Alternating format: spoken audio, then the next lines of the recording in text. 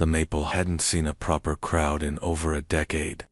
Once the jewel of suburban Pennsylvania commerce, its storefronts were now more boarded than bustling, its echoes more plentiful than footsteps. The few remaining outdated nail salon, a pretzel kiosk, and a fading thrift shop hung on like stubborn ghosts. Caleb was 17, and like most teens in his town, he needed a paycheck more than he needed purpose. When his high school's job board posted an opening for overnight mall security, he jumped at it. Easy hours, minimal interaction, plenty of time to scroll. His shift ran from 10 p.m. to 6 a.m., alone. The security office sat near the old movie theater, a cracked monitor wall displaying feeds from cameras that hadn't been updated since 2002. Most of them showed grainy shots of empty corridors, flickering with the occasional flutter of static.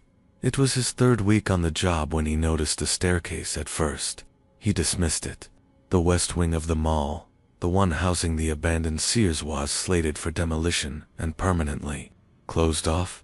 No lights, no heat, nothing but one camera. Cam 23, labeled Subwest Access, showed movement. A faint light, then darkness again. He adjusted the feed, squinting. There, against the far wall where an old storage room used to be, a narrow grime-coated staircase extended downward. He hadn't seen that before. The oddest part. The stairs hadn't been visible the night before. Caleb sat motionless in the glow of the security monitors, his fingers hovering above his phone. He replayed the footage, rewinding to earlier in the night. At 1:47 a.m., the camera feed for Subwest Access had glitched just a flicker, and when it returned, the wall was different. What had been smooth concrete was now broken by a rectangular, outlined as if a door had been unearthed. A narrow light glowed around the edges, faint, pale, almost green, like old fluorescence buried underground. He grabbed the keyring from the wall and hesitated. The west wing was off limits. Management said the structure wasn't safe. Mold, rats, collapsing tiles, but nothing had ever been said about a staircase, and no one ever checked in on him anyway. He walked slowly down the mall's hollow spine, flashlight sweeping over dusty tile and closed gates. The cold hit different as he entered the west wing. The temperature dropped, not just cool cold, and the air was thick with something stale and metallic, like forgotten blood in rusted pipes. The hallway narrowed as he neared the old Sears. Broken mannequins lined the shuttered glass windows, half dressed in outdated fashion, their faces blurred with grime and age. Their positions seemed off-as if they had been moved since he last passed by them. He found the door. It wasn't on any blueprint, covered in cracked plaster and warped drywall. The staircase descended behind what looked like a utility closet's false back. The concrete steps were narrow, steep, and slick with moisture. Carved crudely above the archway was a word, VOLT, scratched deep into the concrete, as if by nails or knives. Beneath it, the date, 1892. His flashlight flickered, and then, as if pulled by something else, Caleb began to descend. The staircase twisted deep into the earth, farther than any mall basement should logically go. Caleb counted at least 4 full flights, but the air got heavier with each step, thicker with mildew and decay. Water dripped steadily from unseen cracks, echoing in a way that made him feel like he was no longer alone. When his boots touched the final concrete step, the light from his flashlight dimmed again, then came back sharper, almost tinted green.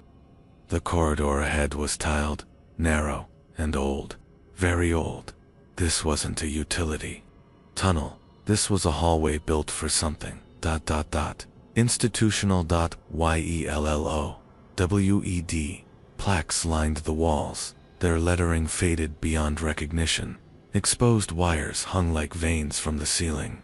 Wheelchair tracks, long, rusted over, were faintly visible beneath layers of grime. Caleb approached the first door on the left. It was open a crack. He pushed it wider.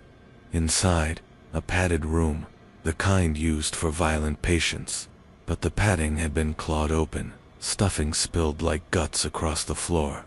The walls were scratched deep, as if some patient had desperately tried to dig their way out using fingernails or broken teeth.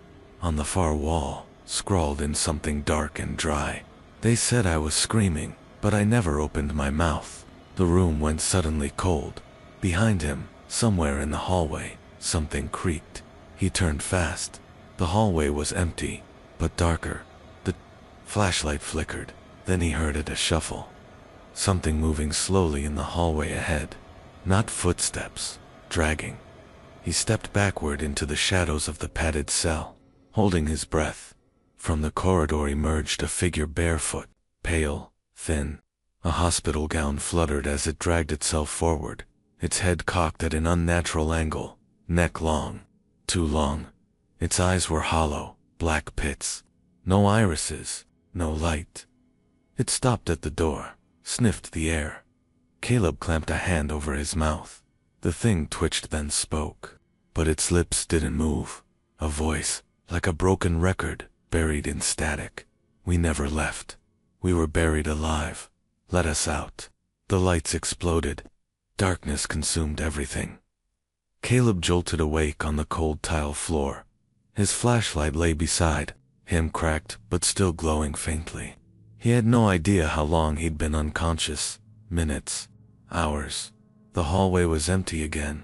No barefoot figure, no whispering voice. But on the wall opposite him, something new had appeared. It was a crude map, scratched into the peeling paint with what looked like fingernails. Vein-like lines branched out from a central chamber labeled admin, each tunnel marked with unsettling names. Hydrotherapy, shock wing, lobotomy, theater, nursery. Beneath the map, a phrase repeated 5 times in shaky childlike handwriting. "Don't go to the nursery." Caleb stared at it, heart pounding. The mall above had nothing to do with this place. The existence of this labyrinthine asylum buried beneath a shopping center felt ... impossible. But he had seen it, and something had seen him. He turned to leave, but the staircase was gone in its place, only a bricked-up wall, still damp from fresh mortar.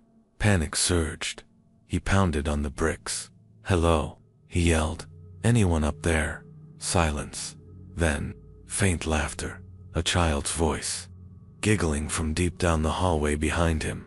Caleb turned, gripped the flashlight, and followed the sound. The laughter twisted into distorted baby cries as he approached a rusted doorway, labeled Maternity and Nursery Ward, CBLOCK. He pushed it open. Rows of decaying cribs lined the room. The air smelled of rusted metal and curdled milk. Faint lullaby music played from somewhere unseen, slow, warped, off-key. The room felt alive, as if the walls were breathing. One of the cribs shook, then another, then all of them, and then the whispering began again. From inside the cribs, "Let us out, let us in, let us out, let us in." Caleb backed away in terror. A shadow shifted at the far end of the ward, small, humanoid, and twitching. A child, or something like a child. It turned toward him. Its eyes were black. Not just the iris, the entire eyeball, like a void with no reflection. Just like the figure from before, it smiled, and every crib went silent. Caleb froze. The black-eyed child tilted its head, as if studying him, or smelling his fear. Then it took a step forward, and another. Its bare feet made no sound on the dusty floor, but each movement echoed inside Caleb's skull like footsteps in a tomb. The lullaby music, warped, slowed, then reversed, playing a melody that made his stomach twist. The air grew colder, and the lights from his dying flashlight flickered violently, as if trying to reject what it was illuminating. Behind the child, others were emerging. From the shadows, from inside the rusted cribs, from behind decaying curtains.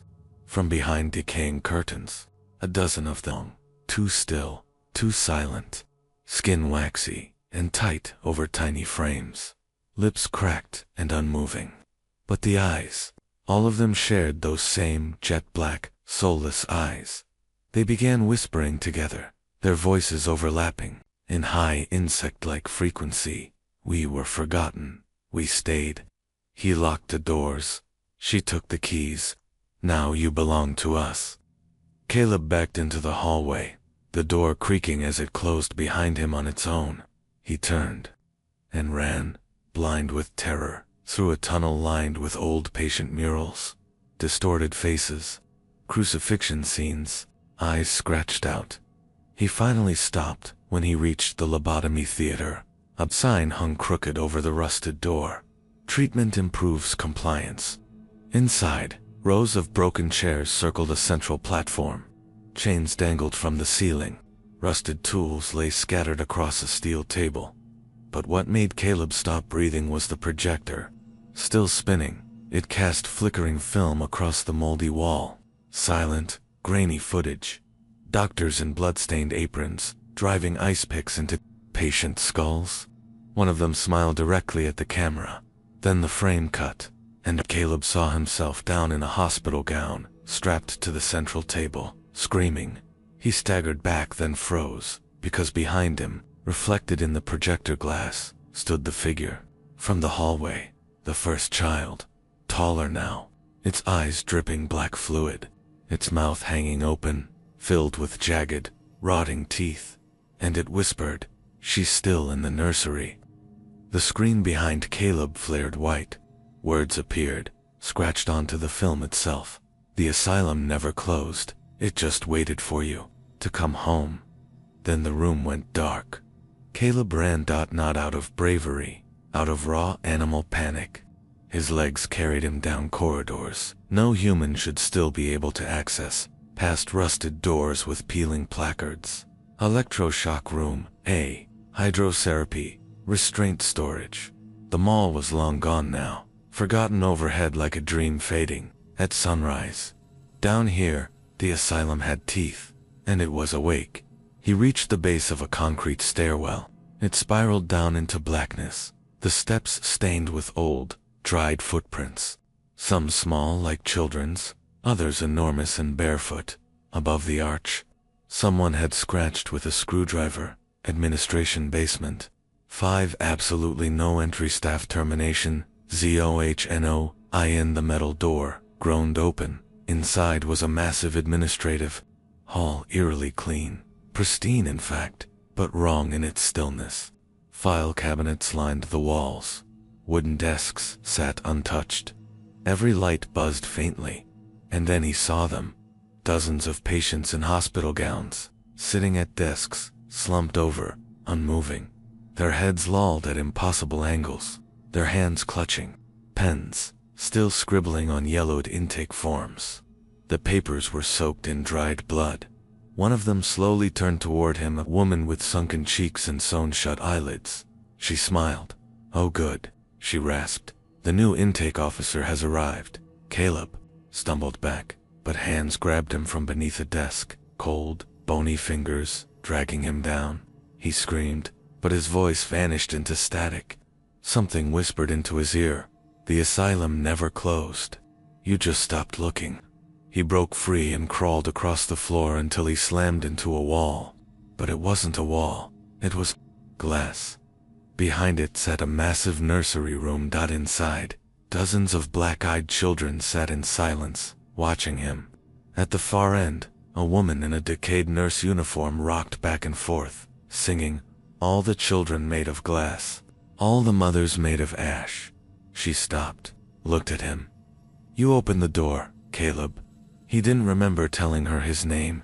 The glass began to crack. Hairline, fractures spider-webbed outward from the nurse's face. She smiled with rows of teeth like needles. "We've been waiting to come back up." The hallway lights blew out one by one. The air turned heavy, thick like wet gauze. Caleb screamed and turned, and saw the sealed elevator at the end of the admin corridor begin to open. From the darkness inside, something ancient stirred, a figure, taller than any man. Its skin pale, and stretched like plastic wrap over a skull. Hollow sockets, mouth sewn shut with surgical wire. Around its neck hung a janitor's key ring. The same keys that once locked every door in the asylum. The figure stepped out. Behind it, the screams of long-dead patients echoed. Dozens, hundreds. Some cried, some laughed.